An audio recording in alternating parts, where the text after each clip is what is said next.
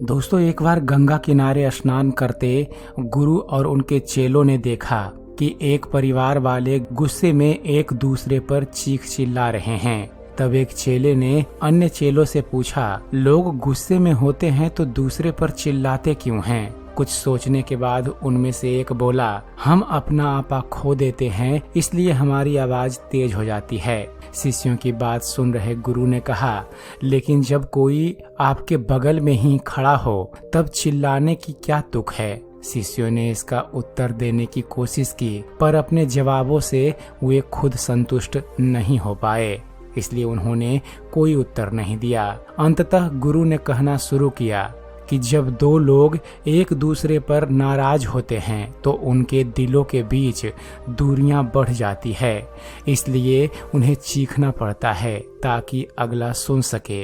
वे जितने ज्यादा गुस्से में होंगे, दिलों की दूरी को पार करने के लिए एक दूसरे पर उतने ही अधिक गरजेंगे। प्रेम में इसका ठीक उल्टा होता है। वे चीखने के बजाय एक दूसरे से बहुत धीरे धीरे बातें करते हैं। कारण यही है कि तब उनके दिल करीब होते हैं। जब प्यार और बढ़ जाता है तो वे बोलने की जगह फुसफुसाने लगते हैं और अंत में तो एक दूसरे की आंखों को देखकर ही वे सारी बातें कह सुन लेते हैं। यही है प्यार की निकटता।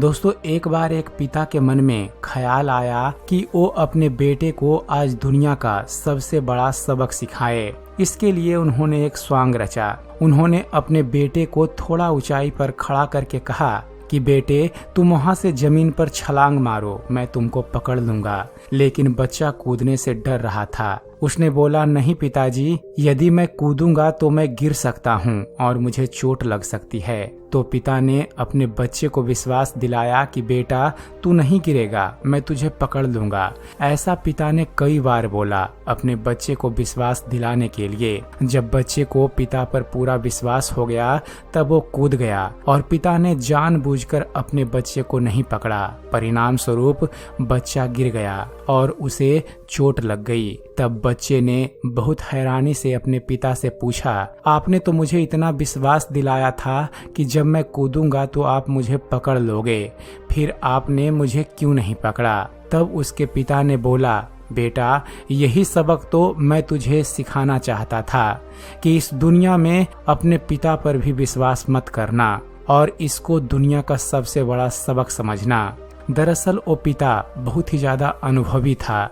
उसने दुनिया देखी थी और वो ये जानता था कि इस मतलबी दुनिया में किसी पर भी विश्वास नहीं किया जा सकता। इसलिए अपने बच्चे की भलाई के लिए उसने ऐसा कौतुक रचा था ताकि उसके बेटे को ये सबक जिंदगी भर याद रहे।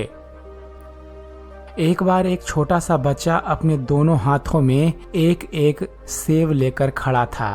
तब उसके पिता ने मुस्कुराते हुए कहा कि बेटा, एक सेब मुझे दे दो। इतना सुनते ही उस बच्चे ने अपने हाथ के एक सेब को दांतों से कुतर लिया। उसके पापा कुछ बोल पाते उसके पहले ही उस बच्चे ने अपने दूसरे हाथ के सेब को भी दांतों से कुतर लिया। अपने छोटे से बेटे की इस हरकत को देखकर वह पिता ठगा सा रह गया और उसके चेहरे पर मुस्कान गायब हो गई। तभी उसके बेटे ने अपने नन्हे हाथ उसकी ओर आगे बढ़ाते हुए कहा, पापा, ये लो, ये वाला ज्यादा मीठा है। दोस्तों, शायद हम भी कभी कभी पूरी बात जाने बिना निष्कर्ष पर पहुंच जाते हैं। किसी ने क्या खूब लिखा है, नजर का ऑपरेशन तो संभव है पर नजरिए का नहीं। फर्क सिर्फ सोच का होता है, वरना जो सीढ़ियां ऊपर जाती है वही नीचे भी आती है। तो दोस्तों, आपको इन तीनों कहानी में से कौन सी कहानी ज्यादा पसंद आई और क्यों, आप हमें कमेंट्स कर जरूर बताइएगा। तो फिर मिलते हैं अपने अगले वीडियो में। तब तक के लिए धन्यवाद।